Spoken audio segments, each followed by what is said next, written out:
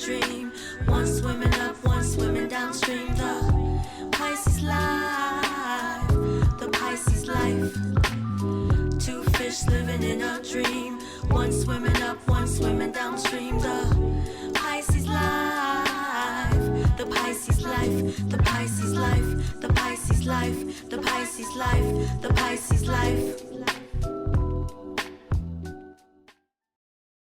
Welcome to the 131st episode of the Pisces Life podcast. Can you believe it, sis? We're just two fish living our dreams in these podcast streets, and this one is a special one for us. I am just Letitia, one of the two Pisces hosting the show, and on the other mic, my Pisces sis swimming around.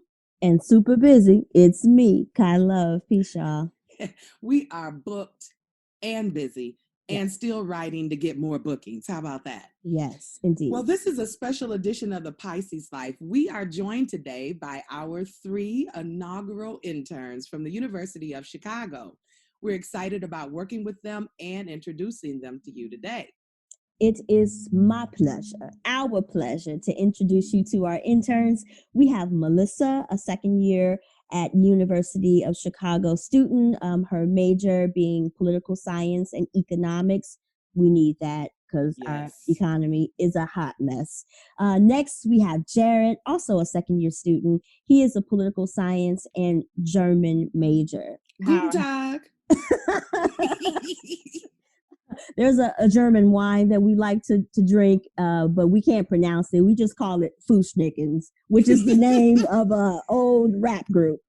But it's some good wine. I know exactly what you're talking about. That is some good German wine. Yes, ma'am. And then rounding out our interns is Skylah, also a sophomore at the University of Chicago, majoring in economics and business with a special focus on education and society, which is awesome. So we welcome the 3 of you to the show. Thank you for having us. Good to be here. Thank you. Awesome. So to introduce yourselves a little further to our Pisces Life audience, we've spent several weeks getting to know each of you. We're going to play a little game. We love games. We love games at the Pisces Life. This game is called The First, The Last, and The Only. Melissa, you are up first. What's the first song you remember listening to today? Like right before this interview or sometime within the last 24 hours? Who is it by? And bonus points if you sing the chorus. Now, if we harmonize with you, don't be shocked. Just keep on going. We'll find our note. Oh my God. I'm being put on the spot. I think this one song called Focus by capital H, capital E, her. It's her. Oh, I like her. I do. Yeah. Mm-hmm. No, I cannot sing, so I don't know if I can do that. Oh my goodness. Do we know that song? It's Focus on Me.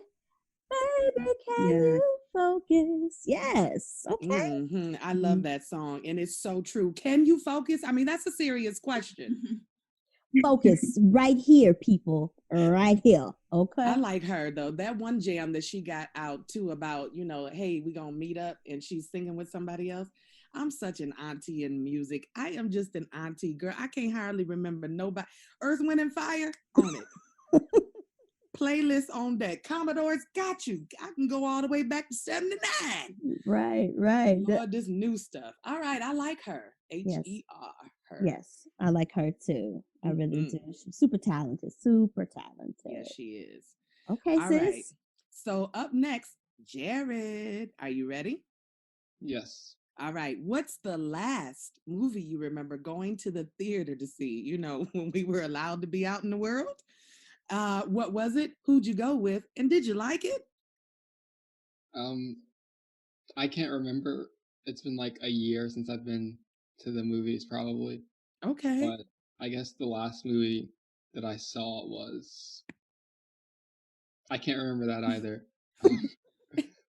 A movie that I like. Okay, good. There we go. We'll take it.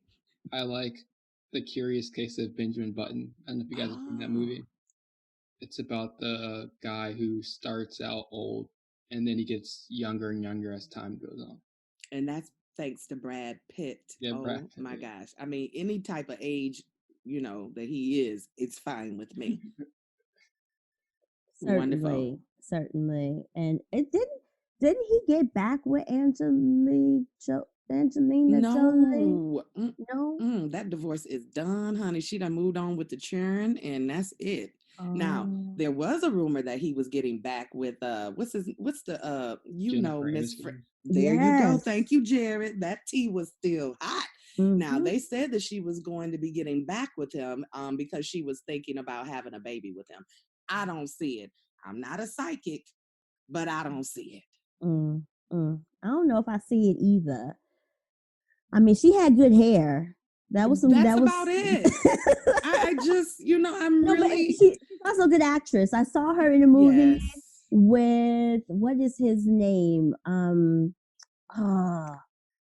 He's wasn't nobody black. I know that. no, it was Adam Sandler. There was some like ooh, rom-com or sorry. I think something it's on that Netflix, the movie. yes. Ooh, that's See? right. Netflix. See, you more of a Netflix and chill. See, your catalog was Netflix. All we had to do was say, what did you watch on Netflix last? Got it. Yes. You would have had it. Jared would have been in the building on that one. So for Skylah, tell us the only thing you'd need to take with you if you were stranded on a desert island. Well, let's see. Well, this is hard because it would be multiple things, but it would basically be my little sisters. Oh, Yeah, that's so That's I'm really sweet. close to them, and they that's could definitely keep me entertained. So I would be okay on the island as long as they were there.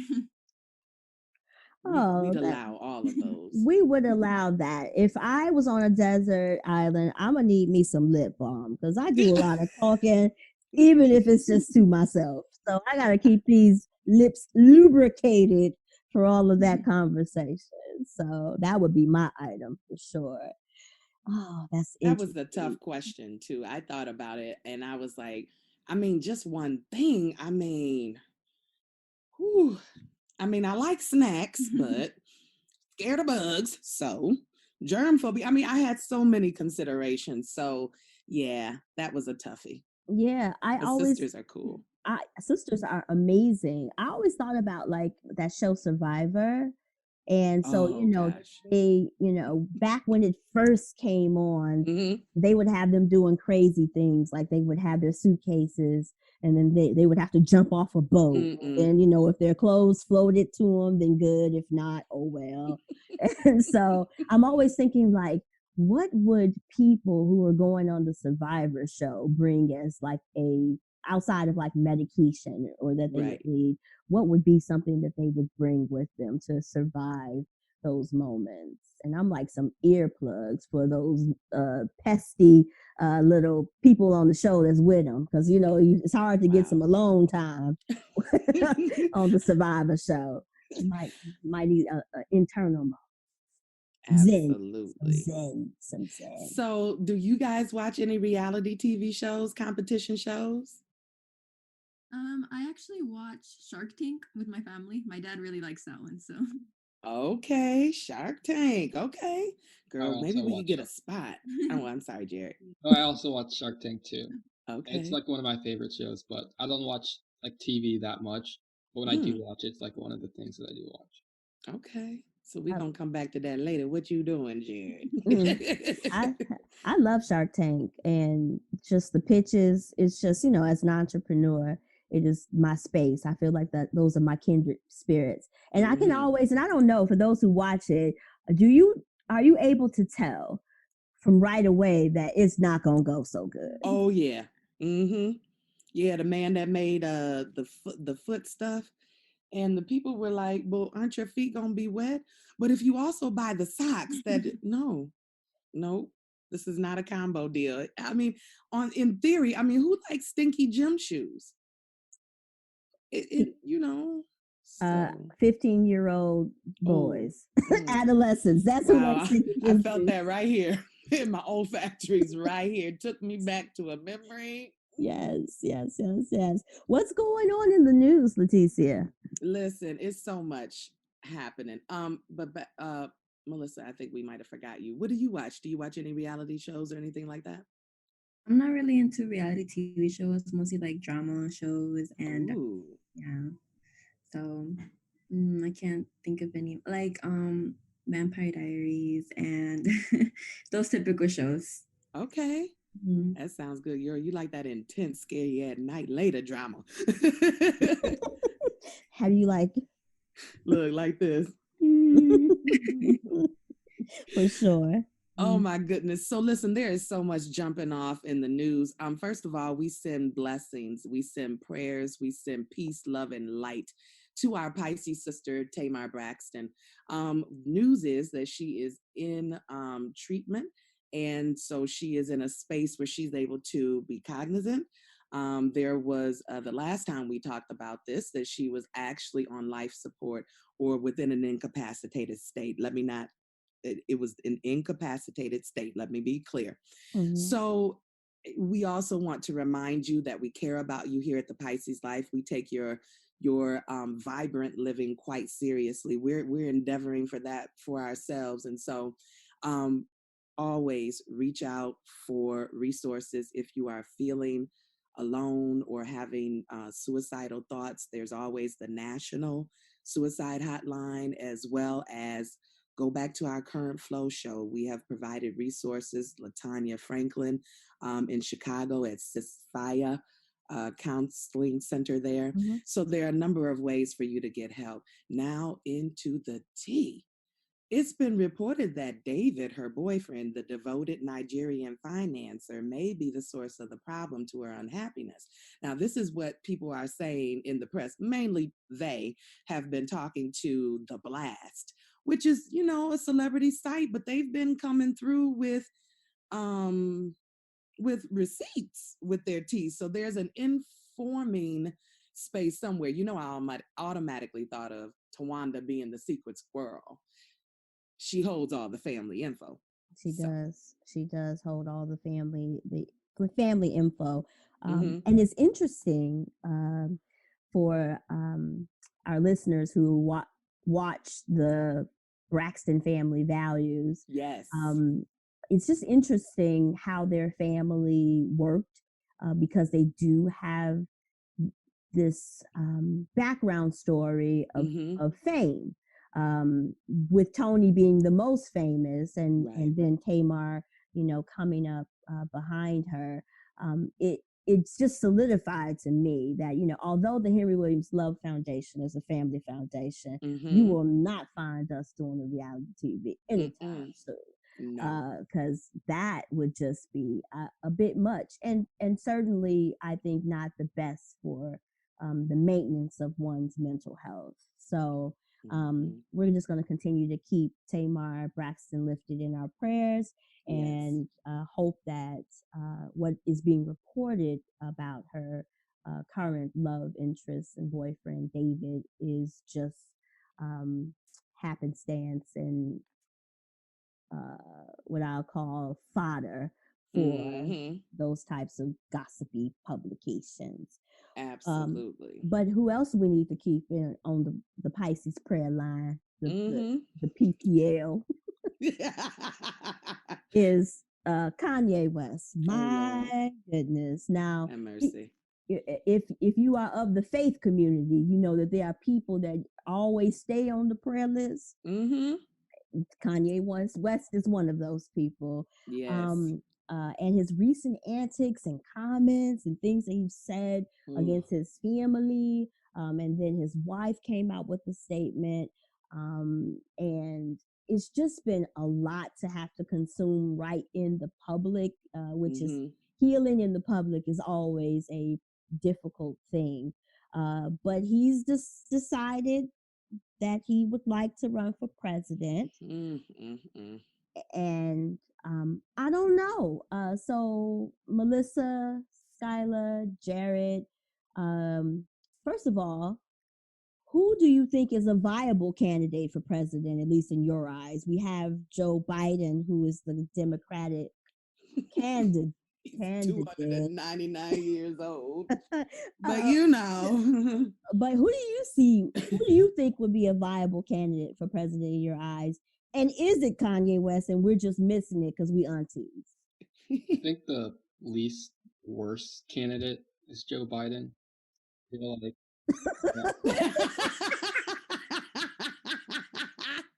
he's definitely got his problems, but I think he's like better than President Trump and Kanye West. As far as like Kanye West goes, I feel like some of the things he says have a bit of merit. He just words them in ways that aren't necessarily the best. And I don't know if he's like suffering from like some sort of mental like health issues. But I think like part of it may be like as a result of his mental health and not being in the best place. And so I just think getting someone like he'd be a better candidate if he had someone that could help like channel his ideas into like a better worded like message. Whereas I think like he kind of just talks like off the cuff a lot, and then some of the stuff he says sounds really bad. Point well taken. What about you, Skylah? Yeah, I agree with what Jared said. I think Joe Biden is the least worst candidate. Definitely not because I'm perfect, but yeah, I agree. I definitely wouldn't vote for Kanye West or Trump. So I would pick Joe Biden. I think that's the name of this episode, the least worst candidate. I like it. The least worst candidate. There it is. What about you, Melissa? What are your thoughts? I'm just feeling really worried right now because like our options for president, like this, like what's everything going on in the world, like we need someone who's actually gonna be there and like support, like just give the right message that the people need right now because it's everywhere. So I don't know. I obviously Trump no, and Kanye West, like he has things going on, and I guess I also agree with the least worst candidate, Joe Biden, just because I don't know where's the actual candidates that like we need to represent our country right now. I don't know. This is worrying. Absolutely. It's the least worst candidate, the least worst choice. My choice was what's her name? Elizabeth Warren? That's my girl. That's my girl right there. Now, what I liked about her was that she is an educator. You get 10 points legacy with me, just being a teacher or in the education field. Unlike Betsy DeVos, who ain't taught, I don't even know if she went K through 12. Somebody need to start asking questions. Because I would like to think, that's another show, sorry. But Elizabeth Warren was my girl, but it is the least worst candidate that is the option with Joe Biden. Joe Biden makes me nervous. I don't want him to get in the Oval Office and be like, now what am I doing in here again now? I don't want him to be like, where's my medication? Or, I don't want him, somebody needs to tend to him. I'm not pleased at all if the innuendo is true. According to our sorority sister, hello, April Clark, over there at CNN, who keeps doing the business, baby. I don't know how you do it every day, soror. Woo! Oh, but they announced that the current chair of the Congressional Black Caucus, I can't even remember her name, but she's the current chair. She's a Black Karen, I think. Wait a minute, let me double check because I don't want to put Karen on the Karen that ain't a Karen. Let me just go on. But anyhow, it's a real interesting situation. She's a sleeper candidate who's come out of nowhere, and why? I mean, you need somebody right about now that got some super Black girl magic. Stacey Abrams, Kamala. I'd even take Kamala. Now she's down there on my list. But Stacey Abrams, I guarantee you, if Stacey Abrams was the governor of Georgia would have been out of this coronavirus panic situation. Between her and Keisha Lance Bottoms, our other sorority sister, Delta Sigma Theta Sorority Sorors Incorporated, we are doing it all. Even in the middle of a pandemic. Even in the middle of the pandemic, the sister she was speaking about was the Honorable Congresswoman Karen Bass. Ooh, so she is a Black Karen. Let me get you together.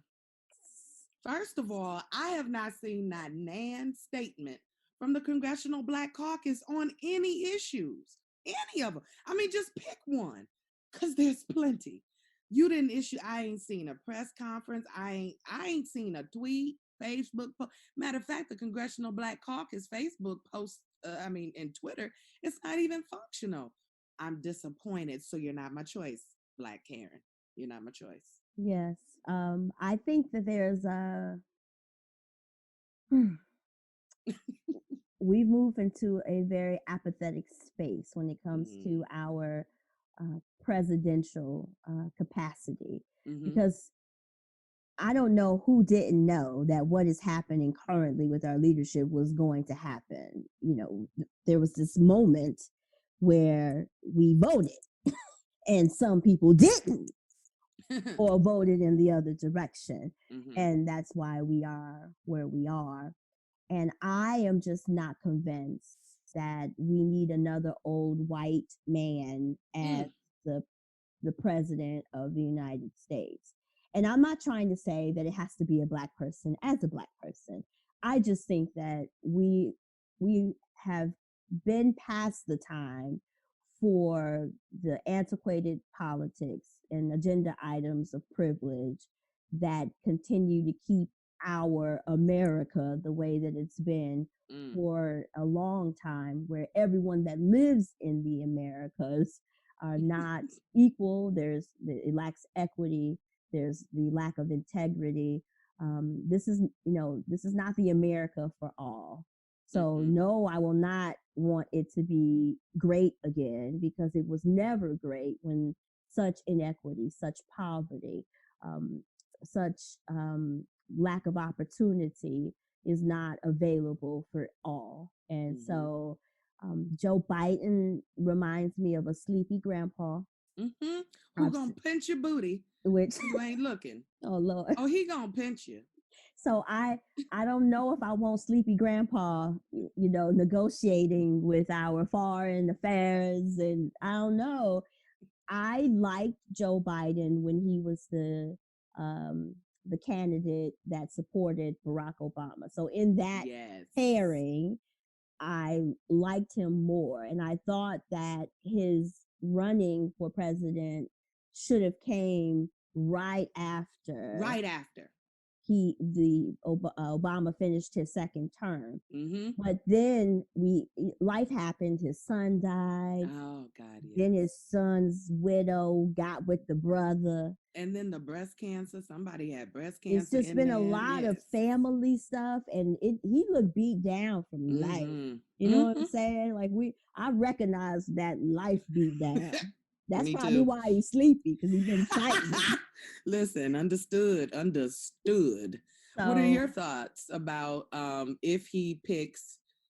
Well, who should he pick? Let me ask you that, sis. Who do you think he should pick for vice president? I think he should just go ahead and pick me. Let me just go ahead and announce my candidacy. Get my cornrows out, because I don't know that they want the cornrows vice presidential candidate. Let's see how my pressing curl works in these streets. No, I have no political desires. I just want to do the things that I like doing. I think I really am impressed with Stacey Abrams. Me too. Really super impressed with her.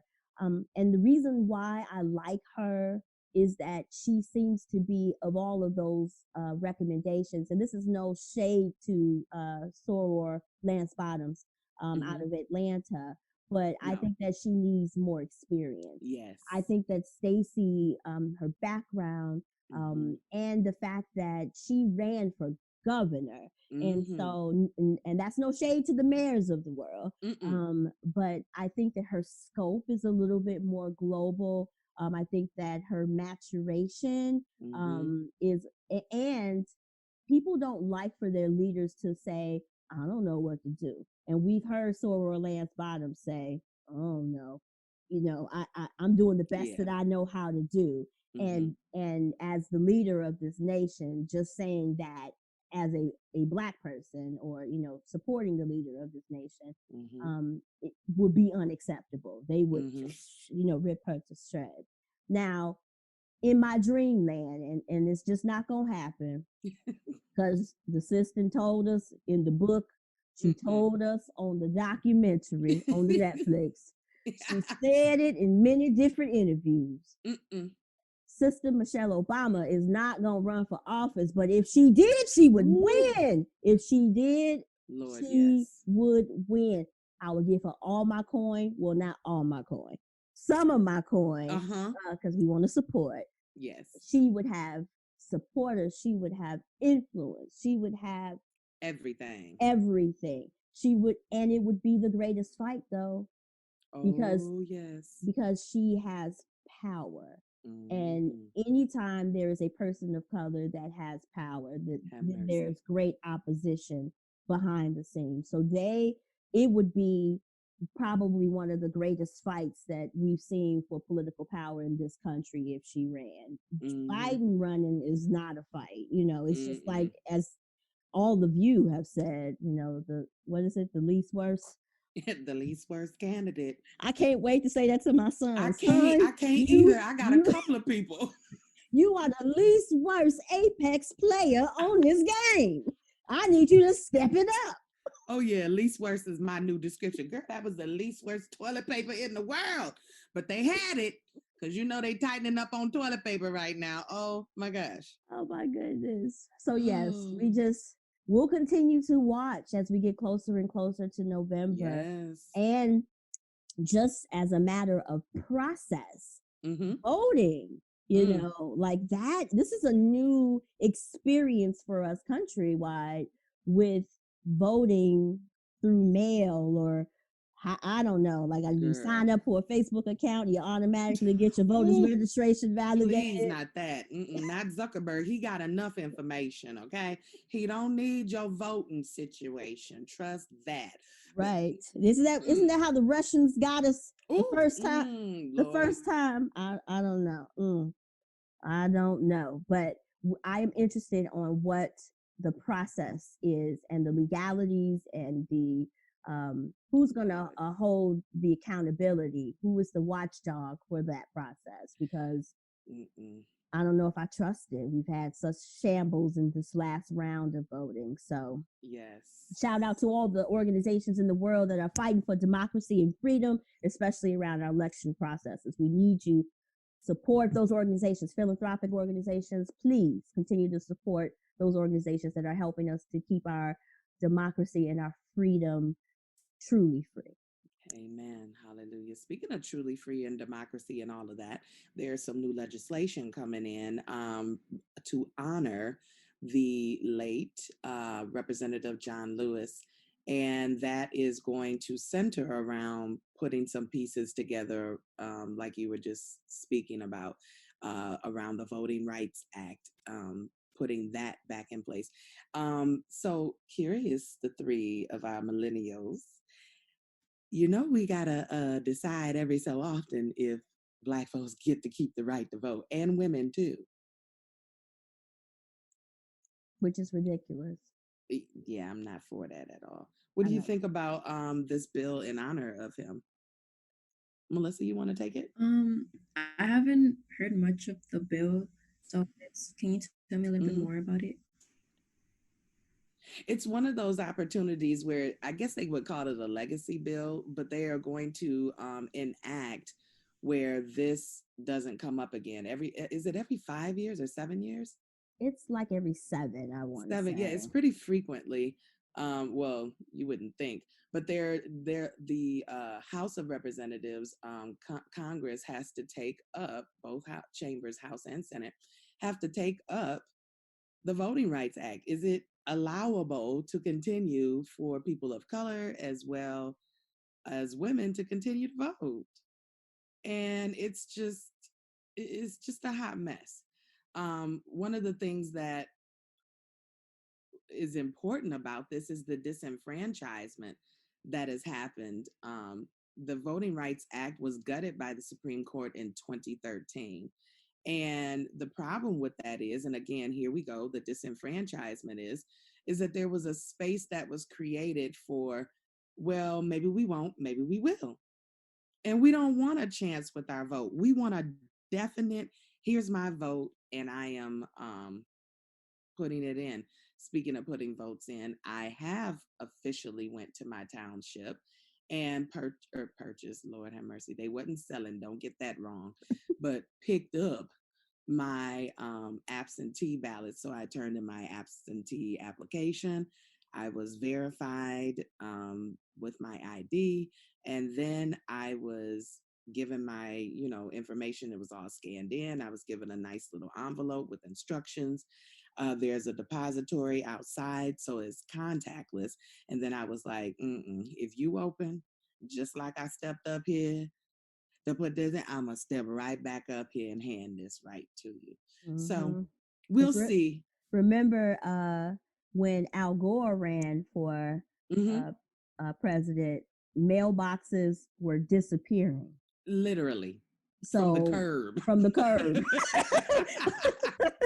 Overnight. Right. You're not voting now. No mailbox. So like there's been so many things that have happened around voter suppression, which is why your voting right is such a precious gift. There is such value on that. And there are people who say, why vote? Because it's not going to matter. Yeah. But it does matter because it matters with the numbers. And so if your vote is not counted, then that's just one less in the direction that you want it to go in. And politics is just and government associated. It's just an imperfect system. We know it, but it's the system that we're bound to. And so the greatest chance for reform, changing, paradigm shifts, and the other is through our voting rights. And so we have to ensure that people get out and vote. Absolutely. Now, this is a moment when voting would have been really important. So, Pisces Life listeners, you've been hearing us talk about our upcoming Current Flows, our next series. We are going to be tackling, it's going to be a call of the village, okay? We are summoning us together to talk about what is happening to us, by us, for us, with us, around us, about us, all of that good stuff. And we are going to be starting to tackle and look at systemic and institutional racism in many areas. And the first episode in that series, we have been getting a lot of help that we want to highlight and also go into it a little bit more deeper. So Melissa, Skylah, and Jared have been so busy behind the scenes working with us for the hashtag Say Her Name special episode. So we're going to be launching this series. It'll be the first one. We'll have some other podcasters, friends with us that'll be on the mic as well. We've got some musical performances as well as spoken word poetry by none other than Kai Love. And so we're excited about a number of things that we have planned. So I wanted to give each of you an opportunity to talk about your involvement in this series and planning that, particularly the research that you guys did, which was excellent. And I'll let you each talk a little bit about the task. Jared, how about you go first? Can you talk a little bit about your involvement in the research that you did for Say Her Name? Basically, for the Say Her Name project, I researched various individuals who were either victims of police brutality or victims of, racially motivated, murder. And it was just really interesting to see all these different cases. And, you want to believe that racism is something that's, decreased in the last, 200 years, that it's something that's not within America. But after, researching these people and, some of the women that were affected who died because of these racially motivated acts, it's just a little depressing to see that our nation may be and probably is headed to more of a, negative future or detrimental future towards people of color rather than, the positive future that we all, hope for and envision. And it's a little, curious that, there's tons of, people of color within our governments, things like that. And so, I don't know, just doesn't give me the best hope for the future. But hopefully with, some of the events that have happened, the past couple of months, this next generation can group together and fight for these, injustices, not just racial injustice, but justice towards women, justice towards, other races. Hopefully we can just take all these injustice as this generation and fix them and head towards a better future. Absolutely. Thank you for that. Mm-hmm. Skylah, what about you? So I was doing more research, and one thing that was really sad to see was that the ages of these victims and people who were like murdered by the police were all different ages. So there was there was one woman, Katherine Johnston, and she was 92 years old. 92? Oh my gosh. So just doing all of this research and reading about all of this, it was just really sad to see because really nobody's safe. Like and so whether you have mental illness, that doesn't even protect you. Like that actually harms you more because they just take advantage of that and they use that as a way to get to you. And so it's just nobody's safe, and that's something that's not okay and needs to be changed. Absolutely. And Melissa, what about you? Your thoughts? Yeah, I also did research on 4 women, I mean, and all of their stories were very sad, and like how like these people in power are like, everything that's hidden. Because this one case by Juana Johnson, once I was doing research on her, and I saw the video of how the police officers were like brutally harassing her and hitting her, and I was just like, this was going on in the station. Supposed to be felt safe with the people. We're supposed to protect your city, and like, these are things that happen, and like I can believe that there's many more cases like these out there that are not known. So it's just sad and upsetting to know that this is happening. We're not this happening, but it really is, and we can't. There's no way like for us to save them unless they're racist motivated mindsets. So it's just really sad to like learn what's really happening out in the world. Thank you guys for sharing that. As we were getting ready for this show, we have to be honest with you and transparent with not only you, but also our listeners. It takes a lot of courage and we had to be in a space to really deal with this. Both of us as women of color, we needed to have a moment to collect ourselves. Both of us who have experienced grief, losses of other people, whether it was to violence by the police or police brutality or other spaces. It just took a lot for us to get mentally ready and emotionally ready to dive into this space because the work it's heavy. The work is heavy and it is a grinding work. It really is.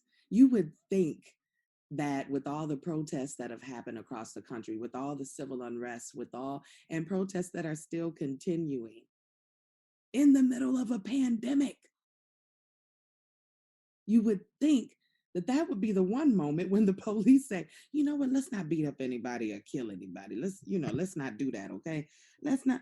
But they've been very aggressive. And right now, at the time of this recording, both Chicago and Detroit are being federally seized by officers at this moment.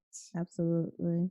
One of the things that we have to remember, however, sis, is that in the midst of chaos and the pandemic and the killing of Brother George Floyd that kicked off the racial unrest, people were already feeling their own individual stressors, their own community stressors. And then whatever your moral fortitude that's in your body, whatever you feel about people generally was already present and there. Then you lay these extenuating circumstances on top of them that people could not prepare for. So to me, violence is imminent, even more so in those places and spaces that have poor resources or poor access to resources. And so to see more violence with police and them meeting increased violence with other police authority, I think that we are probably in for seeing one of our greatest moments of uprising between people and police coming soon. I think that the writing is on the wall, and there's energy. I wrote on my Twitter the couple last week, I think, that there's an energy shift that I'm feeling in the air, and I feel like it's going to be interesting to see. So we always say, stay vigilant. Amen. As you're out moving about in the world, and take care of yourselves, and take care of each other, because Please. we need each other, despite the fact that there are people who believe that we don't. What makes at least the version of America that I enjoy and that I appreciate is when we are all together, living our best lives and enjoying the bounty that is available for all of us to feed off of, to share, and to live until our final days. And so stay vigilant, people. Absolutely. Absolutely. So I'm interested, sis, to hear what they have been catching up with in the news. What's happening in your millennial world? Catch the aunties up, because we don't like to be, we like to know about it, but not be in it, but know about it.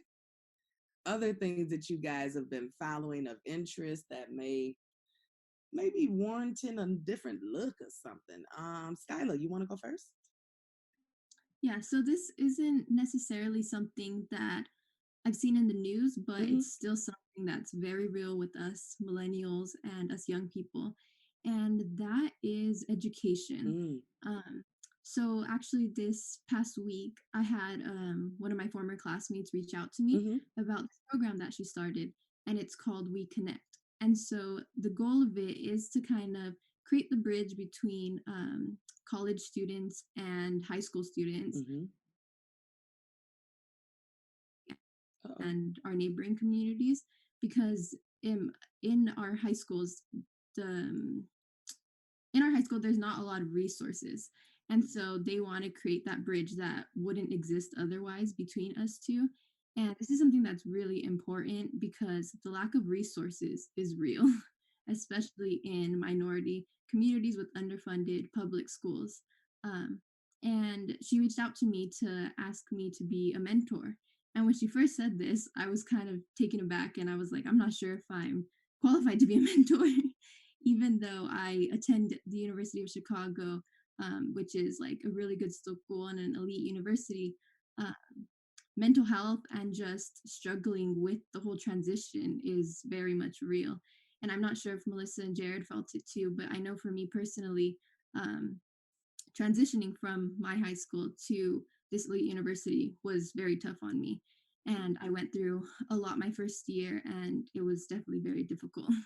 And so I think just focusing, and so then I realized that it's really important for me to use the experiences that I had my first year, no matter whether they were good or bad, and use this to help the younger generations and the people who soon would be going through what I was going through. My goodness. And both Kai and I have experience in doing those first generation programs or support type of programs. So please utilize us as a resource to support you as you support your friend with We Connect. We're here for that. Totally here for that. Absolutely. Absolutely. Jared, what about? Yeah. Oh, yeah. Sorry. Well, this hasn't really been in the news, but there's this. I don't know if you guys know the rapper Juice WRLD, who he died, 6-7 months ago, and he recently, like his label recently released an album, and I don't know how familiar you guys are with like today's like current rap scene, but a lot of the topics talked about are like about violence and drugs and like kind of derogatory statements towards like women.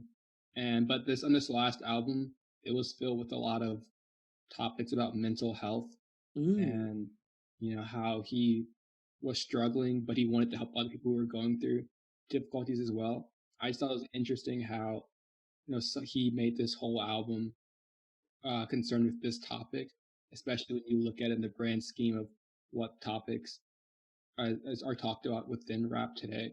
And I just saw it as something that other rappers could use just because of their influence on this current, like my generation.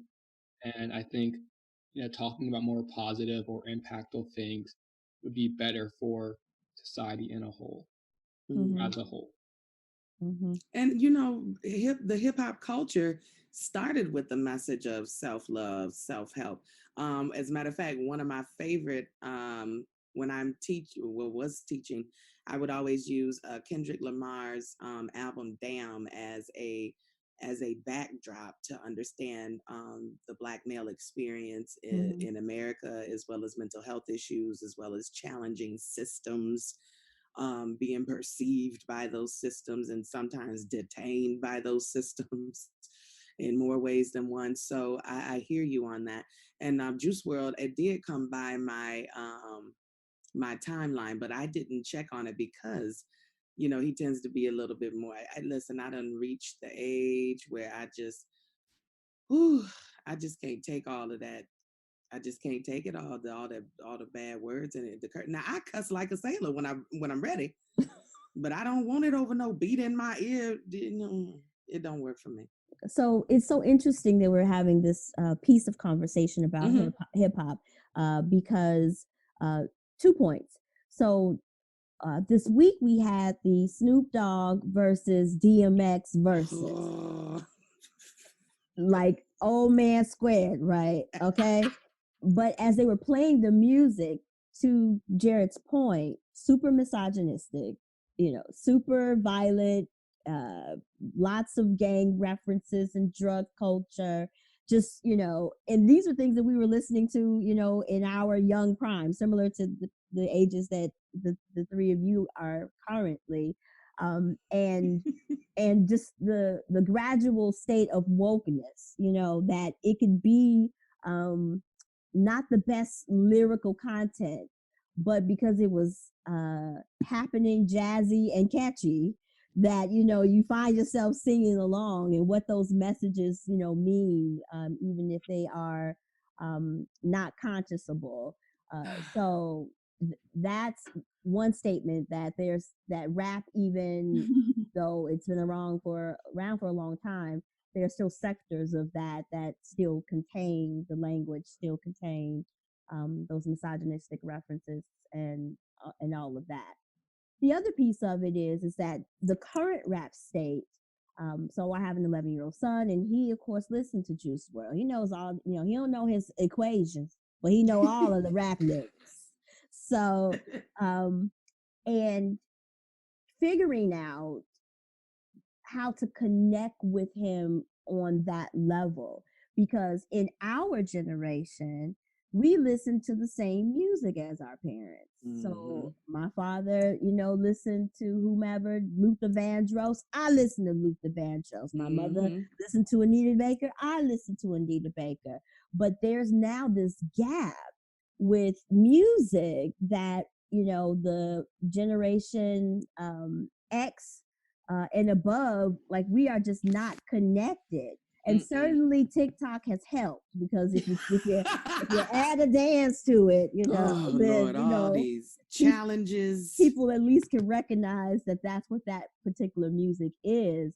But I think that we are experiencing the largest generation gap in music right now, where there's things happening on the musical level that is stories that we're missing, but because we can't connect with the music, and I think maybe even connect with the musician, like we have some judgment around how they present themselves in life, and all of the colored hair and all the tattoos and all the rest of that we may be missing the opportunity to really connect with the youth in a way and really do more intergenerational work. Because if we all got to live here together, we can't just be like segregating ourselves to say, them young people is kooky and crazy, so I am not going to deal with them. You know what I mean? I don't know if that's the best attitude, I heard today from someone who lives in Bosnia, actually, who said that we should aspire as older adults to connect and not criticize with young people.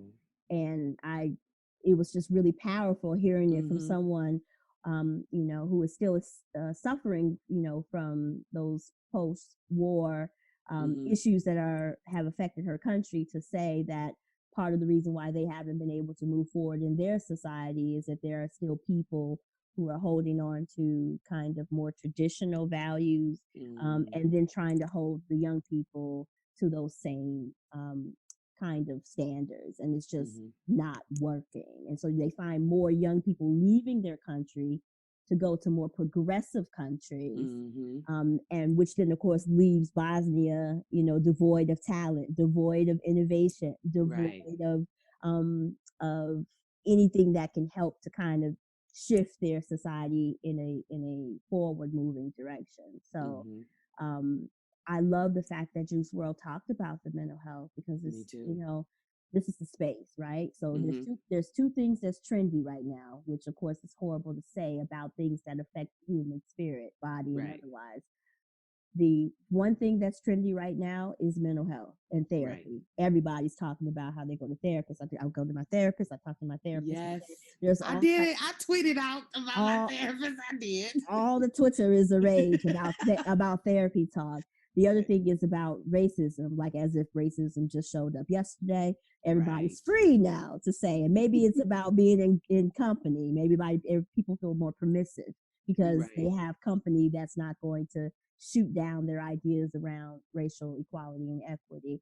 But those are two trendy topics. So it's unfortunate that the young brother lost his life, but he left a message that maybe will impact those people who are listening to his music going forward. And so hopefully, rest on, young soldier. Rest on.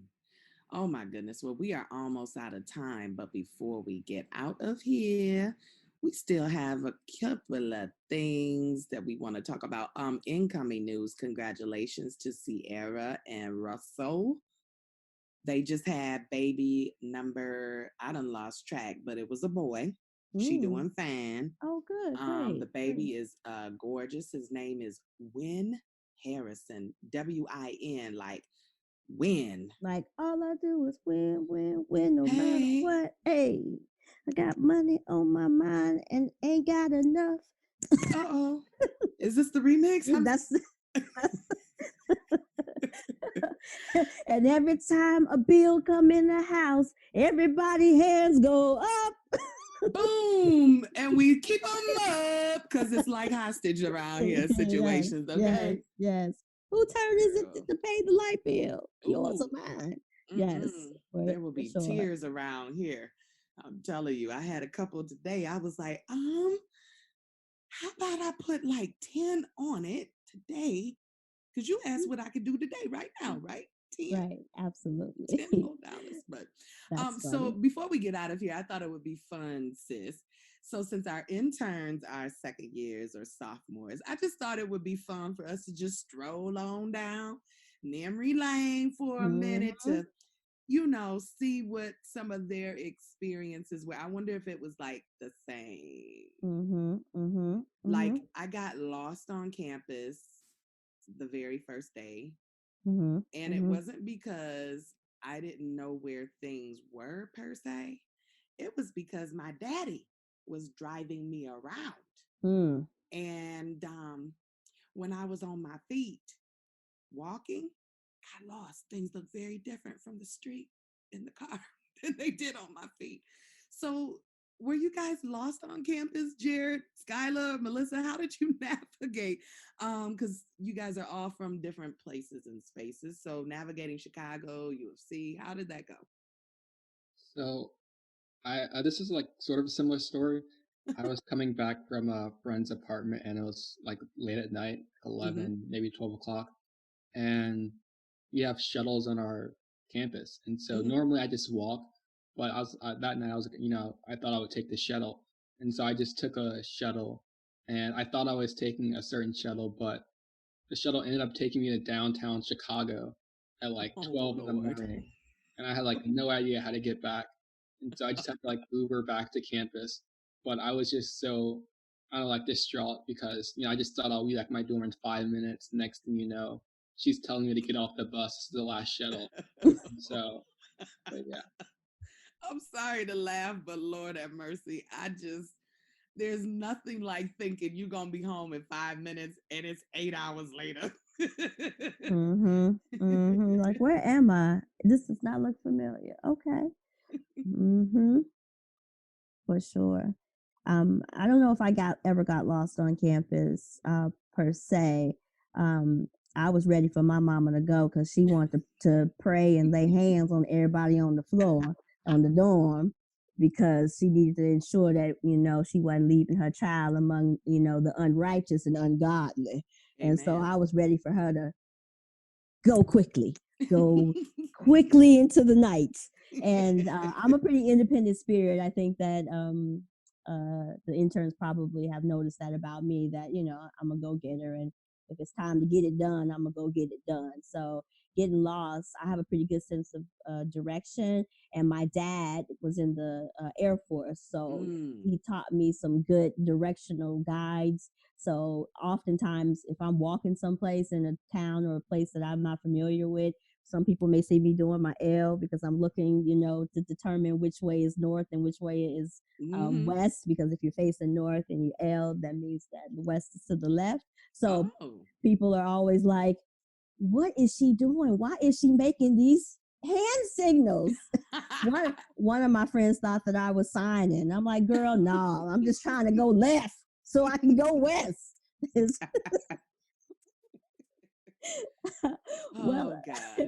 Well, sis, I think that we need to go ahead and wrap this show up so we can let our interns get on back to their life. They spent enough time with us today. It's been fun. It has been. Thank y'all for joining us today. I think that our listening audience, and maybe even some of your colleagues and folks in your network will find this episode helpful and inspiring and certainly funny. So we're going to go ahead and close out. Any final words from you, interns, about anything? I just want to say that I'm a big Seattle Seahawks fan, and so I was really happy about Russell Wilson and Sierra having a child together.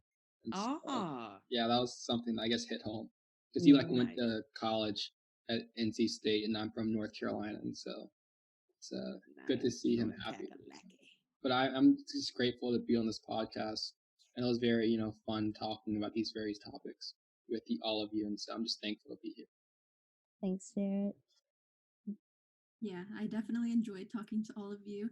And Kyla, you're probably going to have to teach me some of your direction tips that you have because I am so bad. I live in a really small town where we have to drive about 30 minutes to go to like Target and Costco. And I still manage to get lost around here. So I'm going to need some of those tips and tricks. Absolutely, I will share with you. But yeah, I really enjoyed I really enjoyed talking to all of you. So thank you for having us. Skylah. And yeah, thank you for letting me be here as well. It's very informative, and I'm just happy to be working for amazing people who really care about the community. Awesome. So thank you. Awesome. Thank you so much. So if you are looking to continue conversations with the Pisces Life, you have comments, questions, or suggestions, please send those to thepisceslife@gmail.com. You can follow us on the Twitter at Pisces Podcast. That is one word. We are also on Facebook and Instagram as The Pisces Life. You can find us there. And we love having company and interacting with folks that listen to our show. So feel free to reach out and we will get back to you most definitely. Sis, where can they find you at on the interwebs? They can find me wearing my mask when I'm out in public. They can also find me clearing my throat because it's allergy season. But you can find me most definitely at I Am Just Letitia, Letitia, everywhere you look, Facebook, Twitter, and Instagram. And if they're looking for you, sis, where can they find you? They can find me on my subtweeting account that I send to all of the political people to give them great ideas. So some of my stuff is floating out there in the universe. They just ain't giving me no credit for it because I am anonymous user 37592. Just let y'all know. They can find me on Twitter as Kylovesu, KAILOVESU. I am on Instagram as Kylovesu too. Just add the number. Y'all be safe out there. Stay vigilant. Be safe. We out of here. Peace. Peace. fish living in a dream. One swimming up, one swimming downstream. The